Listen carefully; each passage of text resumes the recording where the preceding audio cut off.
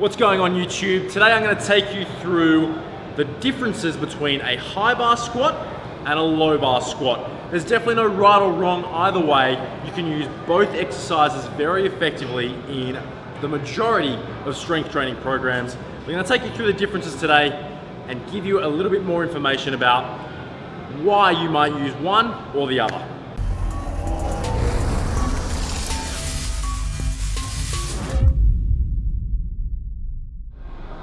So we're going to start today with the high bar squat. Now, typically speaking, the high bar squat means your center of gravity is over your knees. The bar sits on our traps, and as far as the movement is concerned, it's fairly upright in nature. Typically speaking, while it does target the majority of your lower body, it predominantly focuses on your quads. So today we're going to run through the basic differences between the two movements. If you guys want to learn more about how to squat and the finer details of the technique of a squat, make sure you check out my YouTube video on squatting technique. It's in the description section below. So jumping under the bar, we're going to make sure that the bar itself is resting on the top of our trap. So think about the softest part of your neck, not so that it's so uncomfortable it's sitting on your spine, but not so low that it's sort of slipping off or down your back. Now, as I mentioned before, the high bar squat is a very upright movement.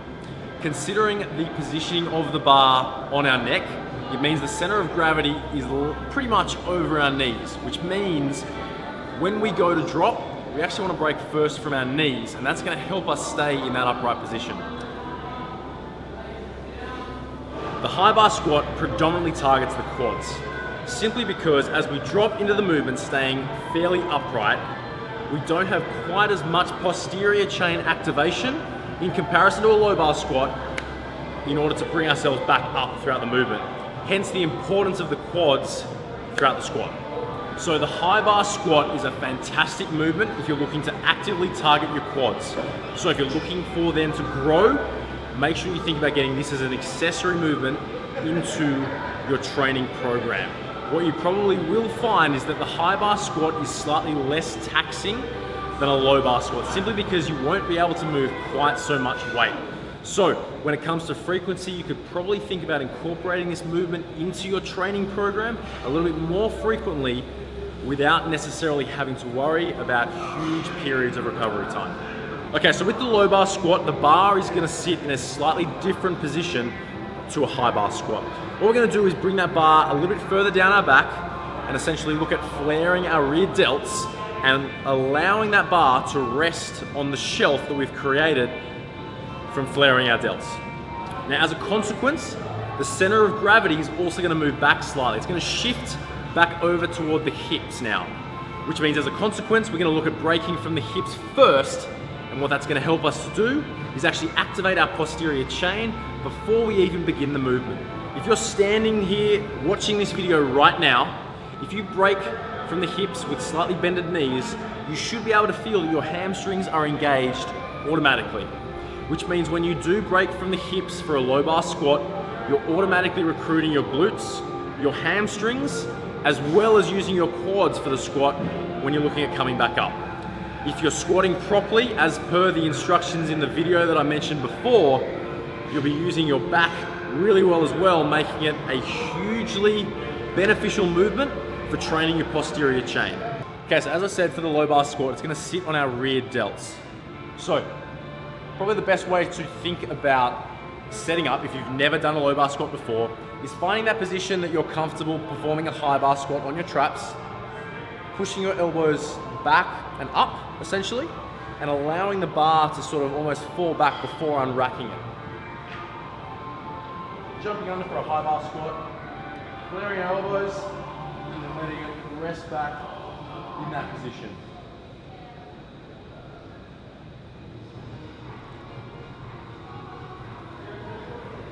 Now, as I mentioned before, we're going to break from the hips first.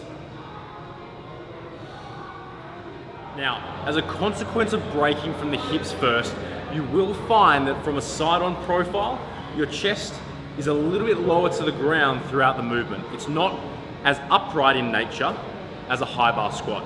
That's okay. That is okay, because that is going to help us recruit our posterior chain more, which is ultimately going to allow us to lift more and more weight and ultimately more and more volume over time. It's very rare that you would ever see a power lifter perform a high bar squat at a powerlifting meet, simply because there's no way, very little chance of a powerlifter ever being able to high bar squat what they can low bar squat. Now, due to the fact that our chest is going to be a little bit lower to the ground throughout the movement, you might want to think about bringing your feet a little bit wider with your toes turned out throughout the movement. When you go to break from the hips, think about sitting down onto a chair that's just a little bit behind you. Now, as far as benefits are concerned, as I said before, it's a huge posterior chain movement. So if you're looking at training glutes, hamstrings, and your back in particular, I would definitely think about getting a low bar squat as your main squatting movement. Likewise, if you're a powerlifter and looking at doing a meet, absolutely essential that you get this in your routine. It is the match-specific movement that you need. Another thing to think about too is, because you are going to be able to squat a lot more using a low bar technique than a high bar, keep in mind that that is ultimately going to allow you to become stronger, lift more weight over time, and ultimately have that contribute to more cumulative volume as time progresses. i.e., lift more weight, get stronger, make more gains. Guys, thanks very much for watching. If you do have any questions about either high or low bar squat, please put them in the comments section below. If you want to find out a little bit more information about strength training, again, there's plenty of details on my DUP email course in the description section below. Until next time, happy squatting.